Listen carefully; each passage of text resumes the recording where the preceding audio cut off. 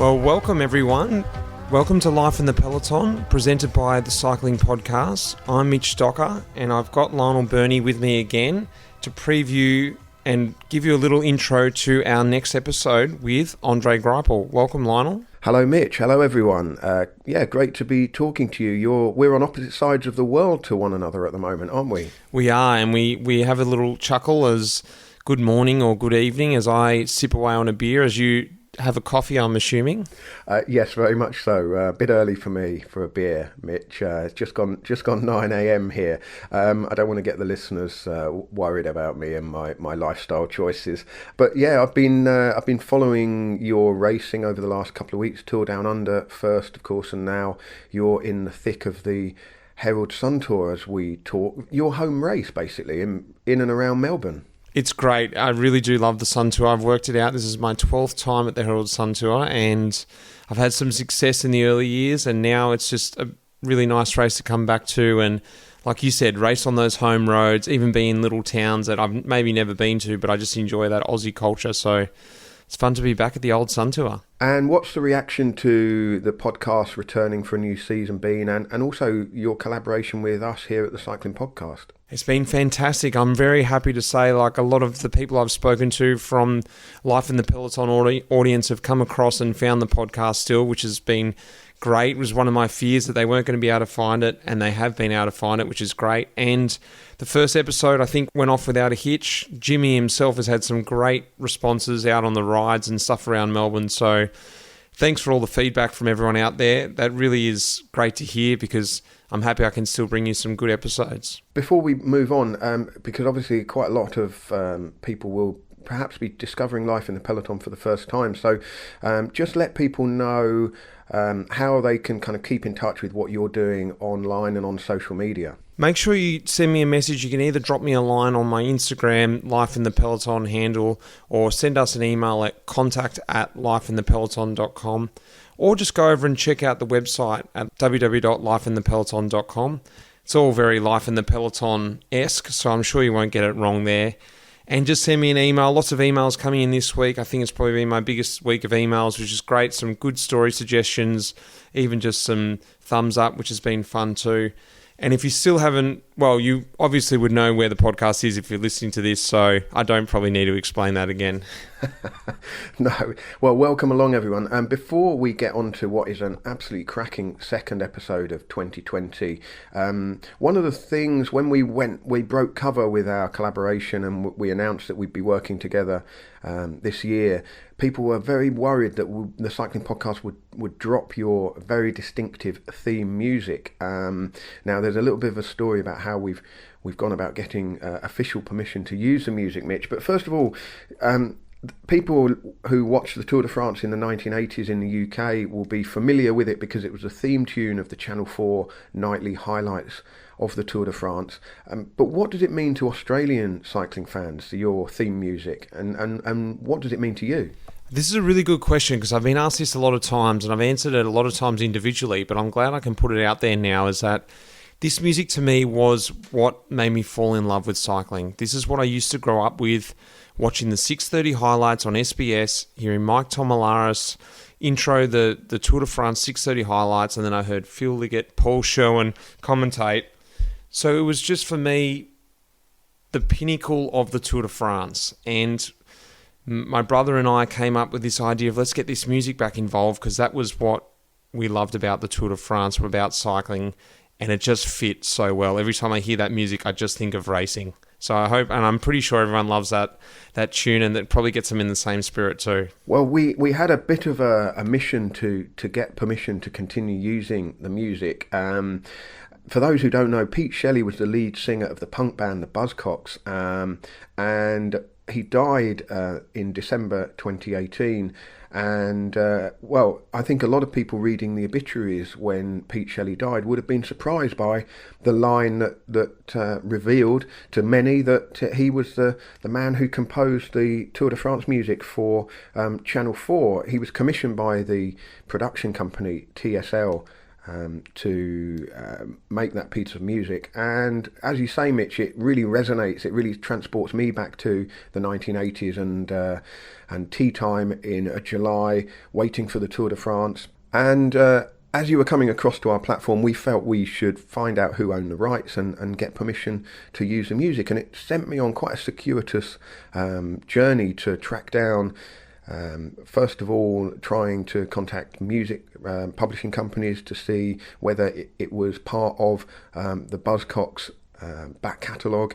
And my journey took me to the Buzzcocks themselves. I contacted the band and they put me in touch with a man called Raf Edmonds, who was Pete Shelley's longtime manager, and we had a chat on the phone and I explained what we wanted to do, and Raf actually in turn asked Pete Shelley's widow Greta, and she has given permission for us to continue using the music, so we are absolutely delighted for that. It's kind of on the condition that we keep the legacy of Pete Shelley alive, and so I'm really glad that we can sort of shed a little bit of light on how that piece of music came about.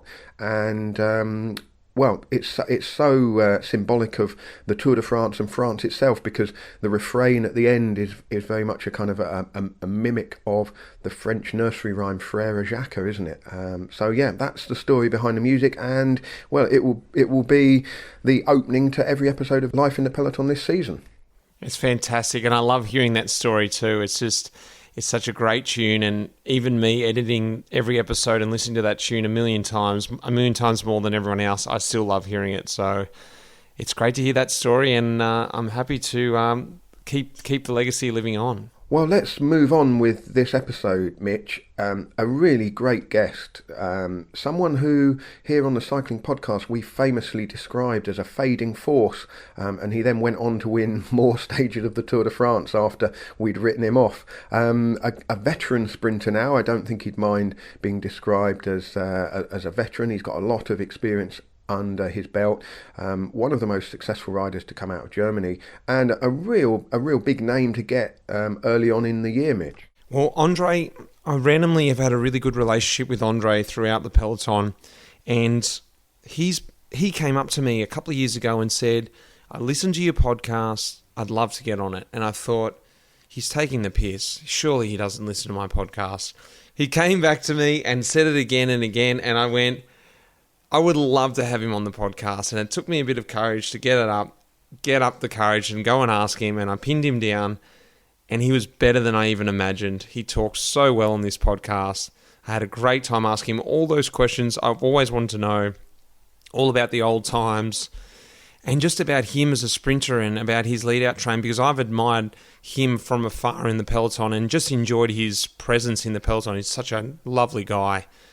And so I just really, really enjoyed sitting down with him and having this chat. Excellent. Well, let's get stuck in, shall we? Just let us know, whereabouts did this conversation take place? I just pulled him aside and we were at dinner, and then we went up into, actually it was in Matt Keenan's hotel room. He was nice enough to offer his room to us to get a quiet space. We sat back up in his room, and just after one of the stages, I think it was after stage 3, and had a chat. Just up in a hotel room in the Hilton in Adelaide. Excellent. Well, let's hear your conversation with Andre Greipel.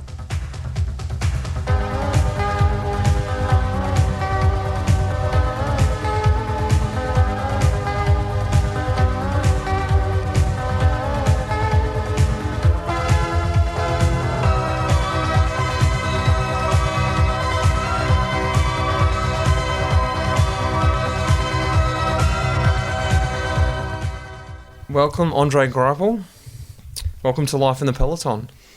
Hello, and I'm really glad and happy as a follower also to be part of your podcast, Mitch. You have actually been asking me for a couple of years, when are you going to get me on the podcast? And I was like, really? You do it? And I was like, I can't believe Gripes wants to come on my podcast. So I finally pinned you down and got you on here. So welcome. Great. Yep, thanks. 2014, Tour of Luxembourg, solo victory. Very uncommon for a sprinter, in my eyes, to do that. Run us through what happened that day. Last stage of Tour of Luxembourg. Actually, this is my only victory I could manage to get solo. So, I was flying on that day somehow. I really wanted to go deep just ahead of the Tour de France and prepare also the German Championships. So the last day was anyway uphill finish. So I just wanted to go on the break and wanted to go really deep. And somehow, that break stayed away, or we could manage somehow to make it stay away. And at the end, I was the only one who stayed away. I was quite strong and smart somehow as well. So I always went when it was necessary, super hard. And I can descend quite well. So nobody could manage to get me back. Yeah. That's what I really love about you, because from the outside, I see this guy, and I'm being very stereotypical here, but sprinters normally are very good at sprinting, and any other time they don't do much else. And that's great because they win races. But you, on the other hand, when you're not sprinting and when it's not a stage for you, I often see you going in the breakaway. If it's a classic, racing the classics on the front foot. If it's not that, it's a hilly day, you're riding on the front. I see you as the best teammate because when you're sprinting, you're awesome, you're winning. But also when you're not sprinting, you're an awesome teammate. And that victory there epitomised that. It was like, it's an uphill finish. I'm going to go in the breakaway. I'm going to try and win. Is that something that you really like doing? Do you like racing as well as just sprinting? It's, I would say, kind of my character as a bike rider. So, of course, I'm a sprinter, so I have to wait a lot of times and have to save my bullets. But on the other side, when I can give something back what the teammates made for you, I'm always super happy to do so and try or do 100% the best for them. So, and especially also in the classics, it's really important to ride aggressively and also with, let's say you have to be also smart and also in account of the teammates.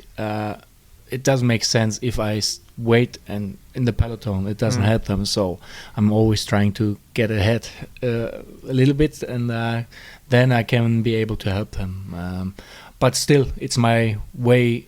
I would like to race and cycle more often, that I can be a bit more aggressive. Is that something you wish that you could have done more in your career, just race rather than just waiting for the sprint all the time? Yes, I would say maybe I don't have the engine to do it every stage or every day, but you enjoy that. I'm really enjoying that, and it's also like building up a house somehow. You're really getting into the stage or into the day, and you somehow start to realize this could work out, and then you in your own movie somehow, and you just try to end it up in a good way.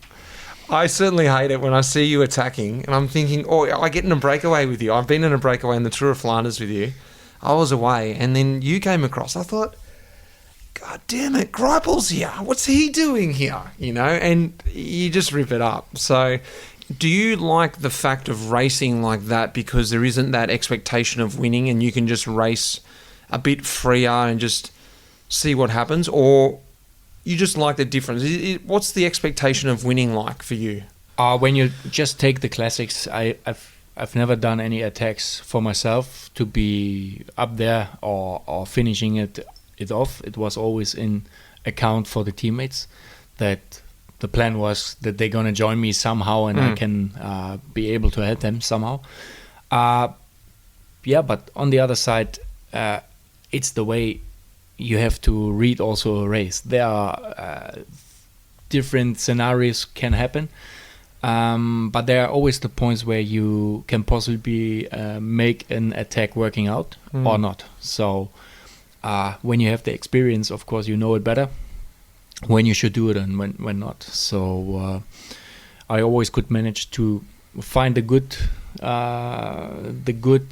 situations to stay away and get a little bit of a headshot, but it was sometimes it's not worth to put the bullets so early on the road because you cannot make the final anymore then.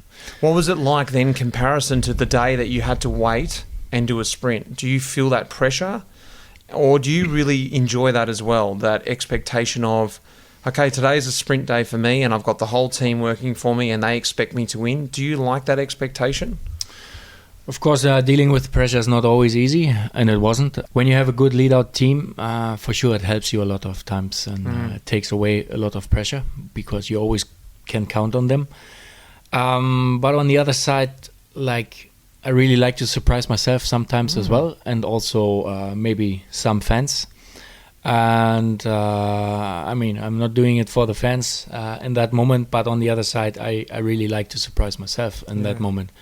And then you still realize, oh, this is really enjoyable what you're doing here, and you just get fully into this race. Even you have bad legs, but the mental strength helps you a lot of times as well. Interesting. All right. Well, then I want to go way back to the beginning now. I want to go back to Rostock. Famous town, also famous Jan Ullrich coming from there too. This is the prodigy of cycling, I think, from the outside.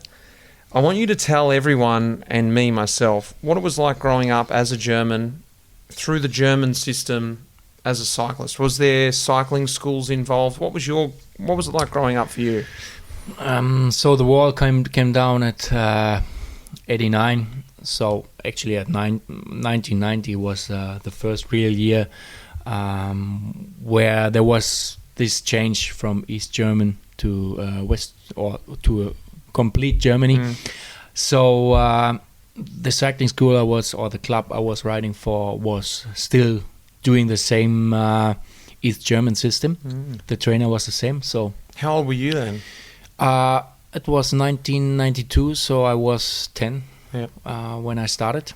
And that trainer was the same like Ulrich had, so we had the same guy who scouted us, let's say.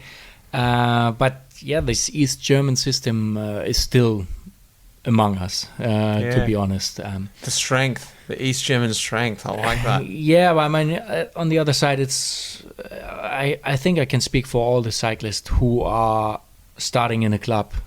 You are trusting a trainer in that moment, and they try to teach you cycling in the way they think it's good. So for myself, it was like, okay, that trainer told me, okay, you have to work hard in the winter, then you will have a good season. So, and it's not just riding the bike, it's athletic, it's gym, it's cyclocross. What were you doing then as a 10 to sort of 14-year-old? What sort of training were you doing back in those days? We did everything. We were running, we were in the gym, we did cyclocross, we did track, we did literally everything. So, I mean, that helped me throughout my career because that's the way I got to know cycling, that it can be fun in the winter times. It's so much fun sometimes where you don't need to think about the bike. You just run a little bit or climbing up a hill. And you're meeting your mates at the club. You had friends there, and it was like, what adventure can we do today? We're going to race, we're going to run, and you challenge each other. I mean, we did like hunting with track bikes, so with a fixed gear around. And in the forest. That was not on the track. Yeah. That was everywhere we could ride with these track bikes. So yeah, you get to know some skills, and of course the trainer didn't even know it that we did this. Maybe when there was a puncture or anything, he was thinking like, what happened here? But no, it was always really good fun. Yeah, nice.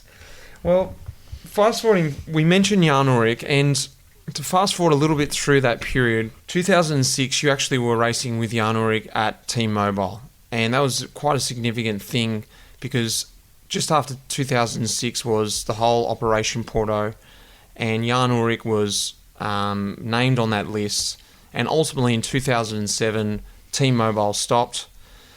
And what I think was quite significant then, I had the feeling that was when it was difficult in Germany for cycling. You were just starting your career, pro career, starting to come through and show yourself. And ultimately, you've now raced through that really difficult part, and now Germany, I get the feeling, likes cycling again. Tell me a little bit about that beginning, coming on Team Mobile with, I don't know if they were people you looked up to. It was a big team. It was one of the best teams in the world at that point. Jan Ullrich, Andreas Kloden. What was that like coming on that team? Did you know them well, or were they sort of role models? First of all, it's like this jersey when it was on TV.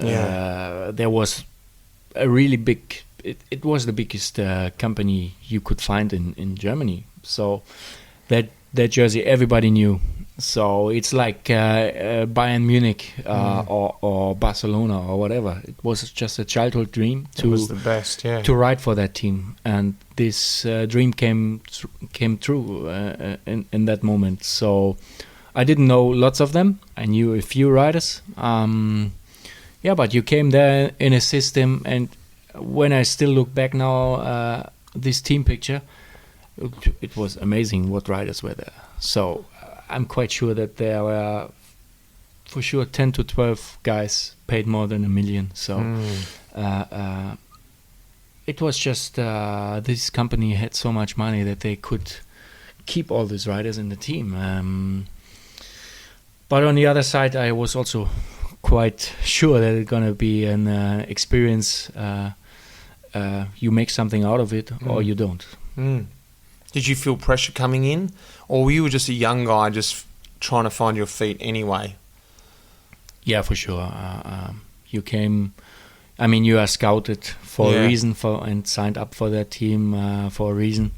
So they had a plan with me, I would say.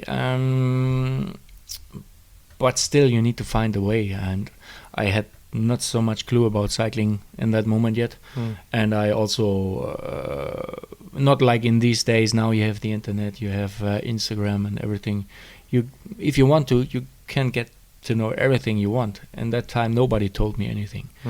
So now, in these days, you don't need a teammate who is teaching you anything. When somebody asks me, I'm always happy to talk about it and to share my experience. On the other side, now they just need to type in on Google. Okay, that's very true. Yeah. What I have to do on an endurance ride? How do I do the nutrition or things like that? I really had to get to know everything myself, and sometimes also in the painful way when you get dropped and things like that. You will never forget. But I always say, what doesn't kill you make you stronger. So who were the guys that you looked up to there? Who were the mentors? Were there guys that I wouldn't necessarily know about that weren't the big stars, or was it always the guys that we know? I can tell you that my first ever night I spent with a T-Mobile rider was with Steffen Wesermann. Oh yeah. They put me in the room with him, and I came in the room. I was like, okay, that is a big rider. So how do you act? Yeah. For sure, you have so much respect for this rider. So of course, it was in the off season. All the riders went on the piste. Of course, not the neo-professionals. I somehow could sneak out and sneak out from that party to not just getting killed my engine. Yeah. So I went in the room, and I just can remember that he came in the room at 5:30 in the morning and switched on the lights, and he said, "Hey, young guy, what are you doing?" And I just woke up. I said, "Hey, yeah, what am I doing in the night? I'm sleeping." "Okay, my friend, your job is tomorrow to wake me up at 8 o'clock in the morning." So then you are there, like you are neo-pro. Like in 3 hours' time, you mean? Yeah. And he was full gas drunk. So, and I couldn't sleep then anymore because I was thinking, okay, how do I wake him up? Yeah. What am I going to do? But yeah, I woke him up, and he really acted like normal, that he didn't drink any alcohol or anything. It was a nice experience, but I have to say again, it was in the off season, so everything, when you went out for a party, it's always good. And I think it's known that a lot of active riders or athletes are quite good in partying as well. Yeah, that's what I think I missed too, is that's the team bonding, and that I speak about it a little bit on the podcast, that I feel like it's drifting away a little bit.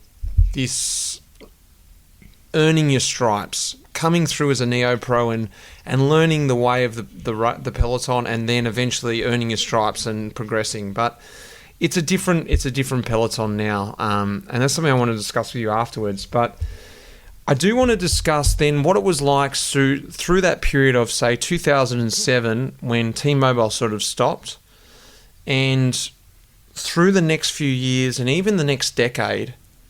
For you personally, what was that like being a German, one of the best German riders coming through, if not the best guy in the peloton at that time?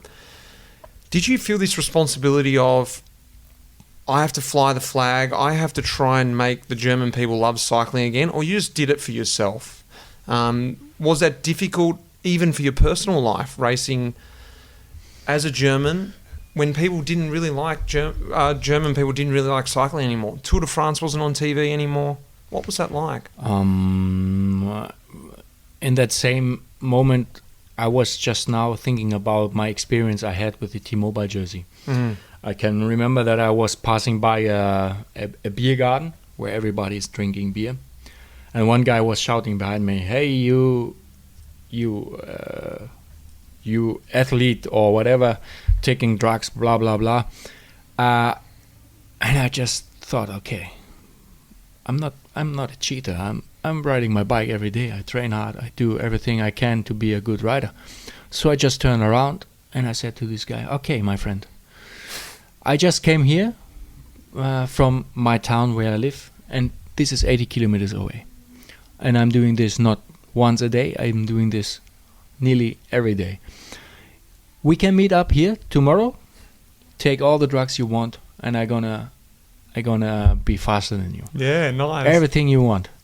And I think he couldn't even reply to me. So this was a bad experience in that moment, but I was so angry in that moment also with the generation ahead of me, because sometimes nowadays I can understand what happened in that days.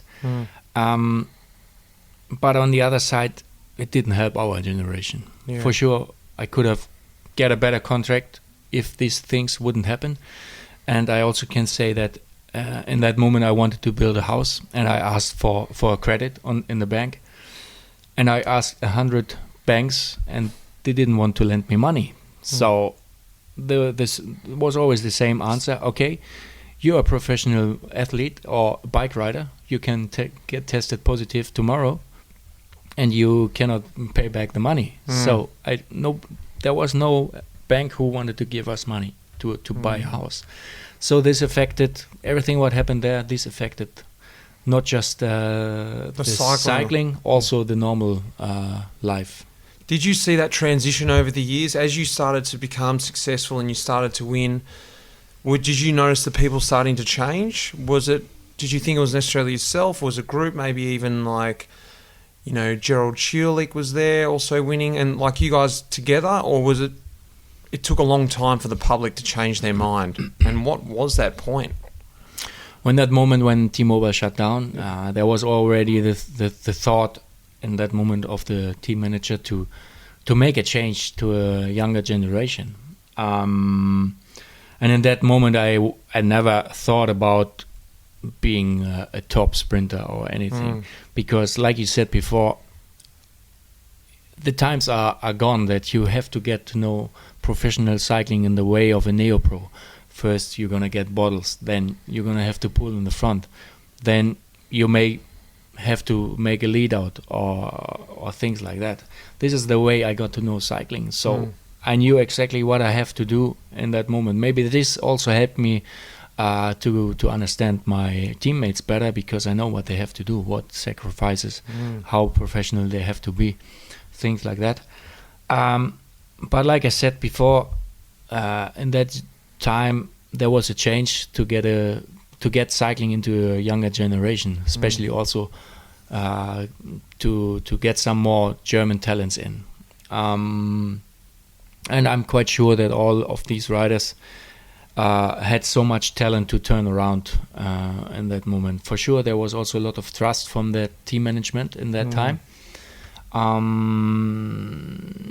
And somehow there was the whole change in cycling, that everybody was riding more clean than it was before. And you can see this also now, that all these younger riders who are really talented, they come up getting professional and already can be successful. So that is always a good sign that there was a big change and is a big change that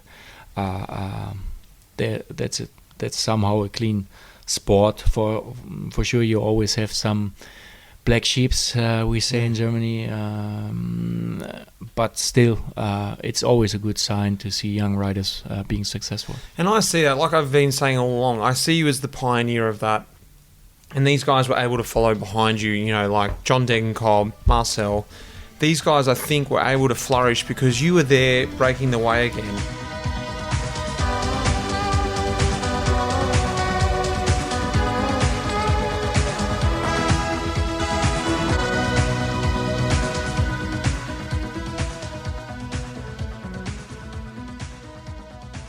I could be wrong, but I get the feeling that 2008 out in Australia in Tour Down Under, that was the sort of the start of Guerrilla Greipel.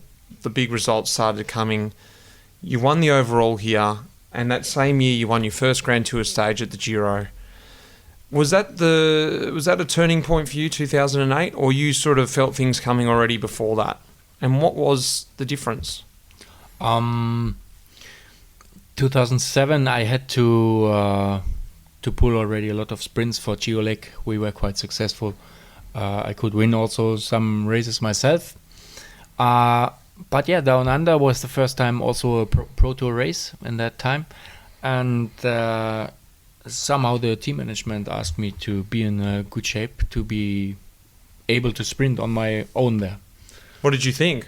You're like, oh. I was like, okay, that's a surprise for sure. Were you ready for it? I had no clue. Yeah, okay. So I just worked hard. I had also my new trainer in that time with Sebastian Weber. He kind of gave me some new points to train on, and somehow it turned out really good. Together with Alan Piper, he gave me a lot of confidence for doing this race ahead. We did also some really nice training rides, and I mean, Australia is a nice way, especially Adelaide, to start up the season. So did you come here early? Yeah, Alan always liked to come earlier here, so we started this criterium, and I was so excited. I even contest in these intermediate sprints, and then I could win the overall sprint as well on that criterium. And for me, this was already like, oh, that was fun. Yeah. And I had the whole team around me, so it was super nice experience. And somehow it turned that was a turning point in my career that I somehow could realize on my own that I'm able to contest on the highest level. Because then the next year, 2009, was another step up. You had four stage wins in the Vuelta, and you had 20 wins that season, and the only other person who had more wins than you that season was Cavendish, who was actually your teammate. What was that like, having practically, at that moment, the two best sprinters in the world? Was there a bit of tension there, or did you still feel like you were just finding your way as a sprinter and he was still the top sprinter in the team? It was more like we just saw each other in the training camp in December. And we always called us A and B team, so we never raced together. So I had my teammates around me to support me for the sprint, and he had as well. For sure, we were quite successful, and still I always say, whatever, if I would have been a sport director in that moment, I also couldn't make the choice. On the other side, they made their choices for a reason, and I think, how many stage wins in the Tour? He has 31, 32. So they made the right choice. I was kind of successful on my own way, together with my B team, and I still would say whatever would happen, I would make it always in the same way I did it. What's your relationship like with Cav back then and now? there were some conflicts, but I would say that the media made it always bigger than it really Of was. course, yeah. I think we both have a lot of respect for each other. Yeah. But on the other side, it's like we are colleagues, and in that moment when we were teammates, we both have the same character as a bike rider, so we both wanted to Be the best. be the best, and but I think I'm not as stubborn as he is. I see it more as a grown up than he did in that time. For sure, for me, it didn't matter in that moment against who I won. For me, it was already a childhood dream to be in the Tour de France. Yeah. So, and especially when I look back, my start of the tour wasn't great. I crashed kilometer -5 before the tour even started. In the neutral. In the neutral zone, I was on the doctor's car. But this turned around by Philippe Gilbert winning the first stage in the Tour de France. And we made an incredible lead out in that day with an uphill finish. Were you involved in the lead out? Yeah, everybody was involved. Wow. So we really pushed everyone on the limits, and Gilbert finished it off. And I remember finishing my first Grand Tour stage, first tour stage with goosebumps everywhere. It was a really nice experience. And the other sprint stages, we were always close. I was second, I was third. And on that day, everything came together. I was in a perfect position behind Kev, and I could pass him. And for sure, it made me somehow proud to win against him, or I'm still proud. But on the other side, it was just to win that stage. to win that day, and also somehow prove myself that I can win Tour de France stages was something what helped me throughout my career. Well, describe to me, you alluded to it a little bit there, but tell the people out there, and even tell me, how important, one, a lead-out train is for a sprinter, but how important, I think, even more so to your style of sprinting, a lead-out train is to you. Because some sprinters, they don't like it fast and lined out. They just sort of, it's too hard for them. They like to come from the bunch, but the feeling I get is once you have your lead-out train making the speed, no matter how fast it is, you've still got enough power to step off that train. Tell everyone what it's like and what you did to create that lead-out train for you. At Lotto. Yeah, exactly. In that moment, we had 9 guys riding the Tour de France with ambitions, but I had just 3 guys helping me or 2 guys helping me for the sprint. This was Seeberg and Jürgen Roland in that day. And then we were competing against a lead-out train from HTC in that time, and they were that strong that, it was impossible to beat them. They had so much horsepower that you can somehow just use your 2 guys to get somehow a good position for ahead of the sprint. So that is what we were trying in that moment. But then I knew, okay, we have to think different. We have to get stronger, and this is what we started to create then, to really, trust ourselves to really line it up as hard as we can. And for that, you needed the big engines. So we had to get to bigger engines in the team with Lars Bak. Adam Hansen didn't ride the Tour in 11. He wasn't selected, but we somehow started to create something really, really good and really fast. And it was for a lot of other teams quite hard to beat us. And if you line it up, you don't need to fight for position. And everybody was able to win their own Tour de France stages in that moment from my team. But they were totally dedicated to line it up for me. And that is what I always said also, that I like to win, but I like to win more if the whole team was into it, and if the whole team lined it up and everybody did his part. It was always something special, and this motivated me even more to finish it off. I especially know that feeling, and I've often been the guy in front of the sprinter, the last man they call it, or even involved in the train. And people always ask me back in Australia, yeah, but you're so close, Mitch, why don't you just go for the sprint yourself? And I said, for instance, if I was leading you out, if Andre steps off my wheel and he wins that sprint, I know he couldn't have done it without me taking him that 1 metre further. And I feel just as much victory as the sprinter raising his hands as I would. And it was difficult for people to understand that, but that team connection, it's almost better than an individual win. Just say you go in a breakaway and you win it on your own. When you've had everyone, like you said, hitting their markers, swinging out, just that, I almost get goosebumps for it myself. It's a crazy feeling. Yeah, exactly. That's what I always try to tell young riders as well, that whatever you did in the under 23, it's deleted, because this is not professional cycling. You have to earn your spot. You have to get to know what you are good at or what you don't. So there are a lot of young guys, they think, okay, I was a climber in under 23, so I might be a climber here in the professional race. But to be honest, there are maybe 5 to 10 climbers who are able to win races. And cycling gets that much more scientific now, that everybody is training on top level. So when you're good at leading out, yeah, go for it. But get a good lead out man, and then you will have a long career in front of you. And that's the same for being like a helper for a climber uphill. If you are good at it, you can have a really long career and be successful as well, and at the end you get a good contract.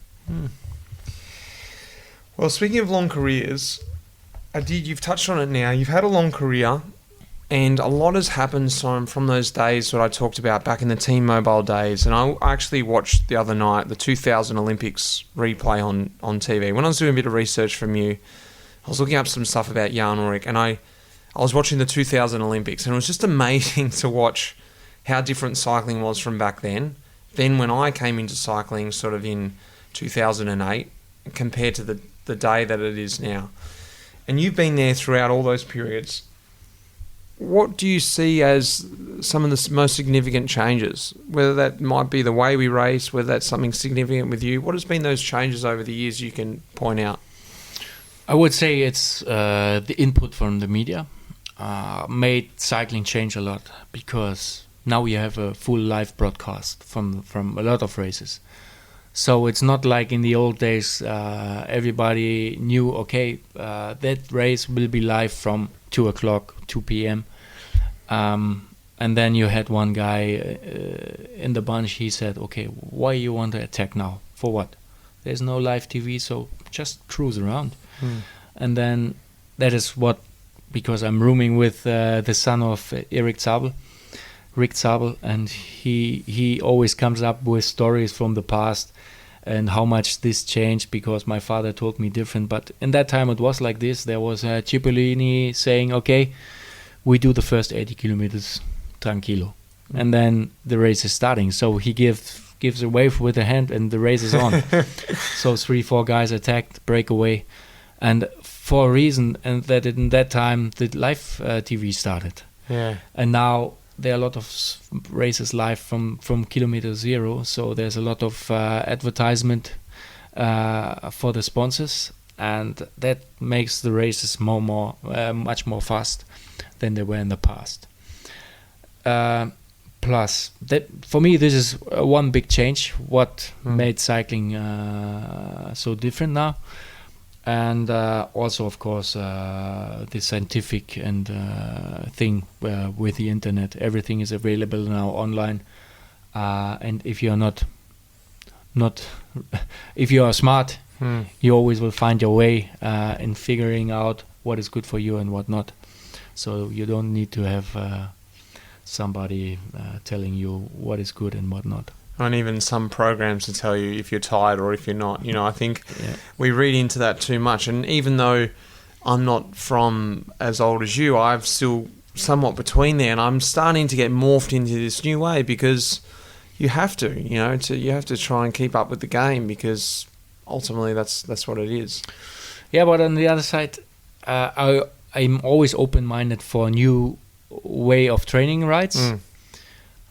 But then on that same moment, I'm thinking like, okay, in the past I have done it this way, and it seems like that it wasn't so bad. So for me, it's sometimes difficult really to adapt for this new way of training, because I'm still think that I wasn't so bad when I did it different in this old German system. And then I sometimes also, or a lot of times, I come back to this long endurance ride without a computer on top who tells you what you are doing, just enjoy the ride, cleaning your mind as well. That helps me a lot of times. Even maybe training wise and scientifically, it's not the best ride you can do, but if it helps you to clean your mind or clear your mind, it's something what is quite good at it. Yeah, I think so too. All right, last question, just a little one. When you're out training now, are you a coffee stop guy or are you not? I'm a coffee stop guy. Okay. Every ride? Not every ride. If I'm really into a lot of intervals, etc., then I just like to get rid of it and get home and get home. Or maybe I do a coffee break then just before I'm home or something. But for me, a good training day is always connected to a good coffee. Yeah, nice. Thanks, mate. Great to have you on the pod finally. Thanks a lot. Cheers.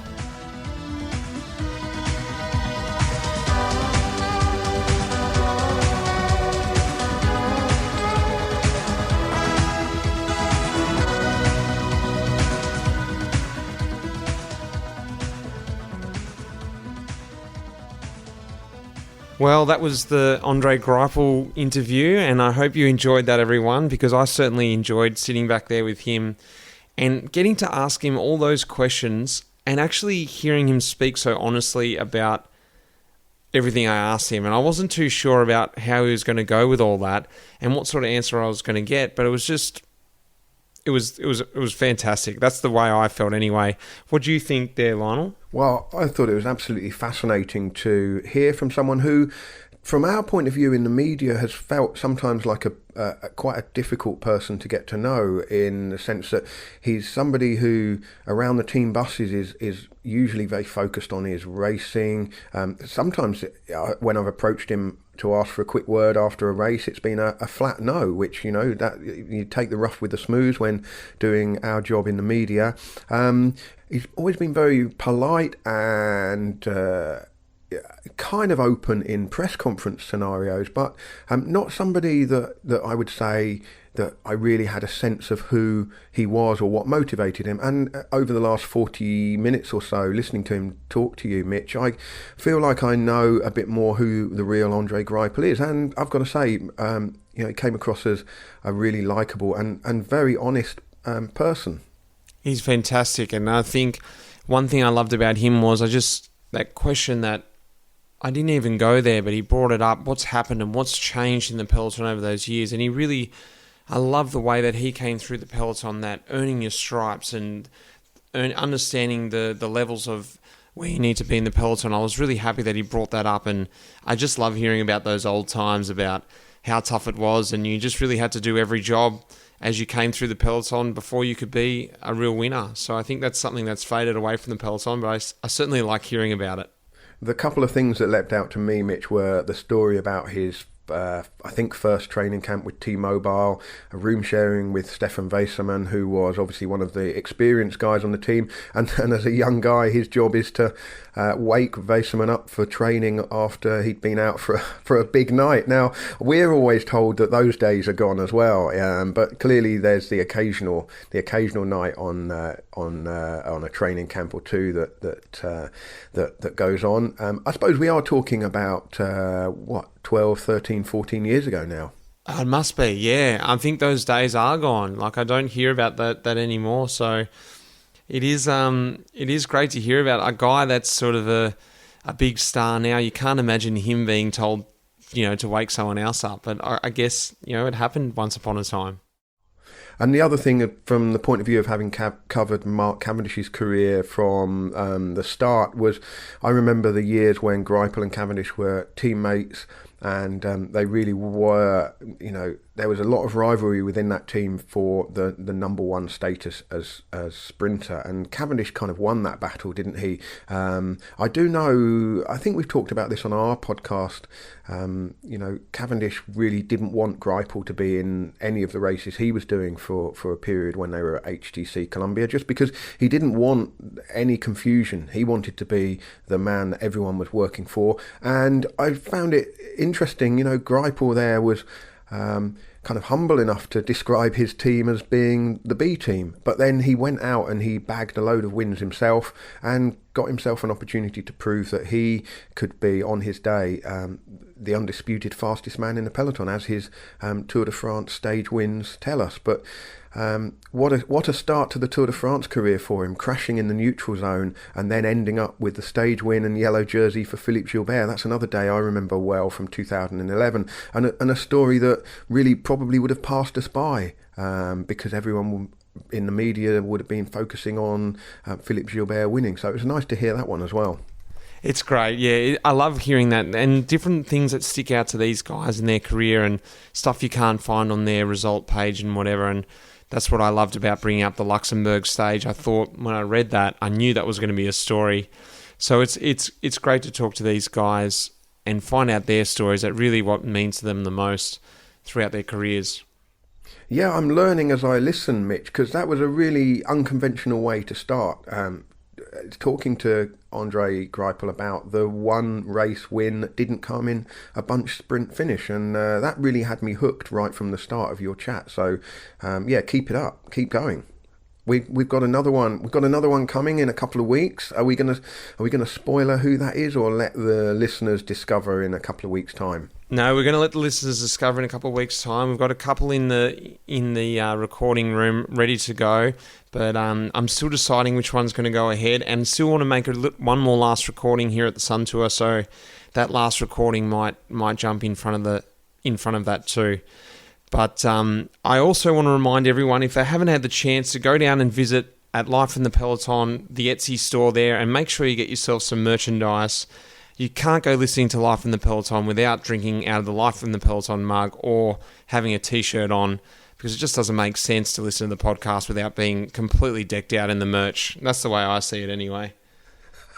Well, you were very kind to give me a Life in the Peloton T-shirt, Mitch, when I visited you in Girona before Christmas. Still pretty chilly here, so I've not actually managed to go outdoors in it, but I'm wearing it around the house. And when I listen to your episodes come into our Dropbox, I make sure I get the Life in the Peloton T-shirt on. It only makes sense. I know that's for sure. Until next time, guys. Tune in, and I hope you enjoy the last few episodes, and if you haven't heard them, go back and listen again. And until the next episode, I'm Mitch Docker. I'm Lionel Burney. Thanks for listening. You have been listening to Life in the Peloton. The producer of this episode was Will Jones. The music in this episode was composed by Pete Shelley. Thanks, mate.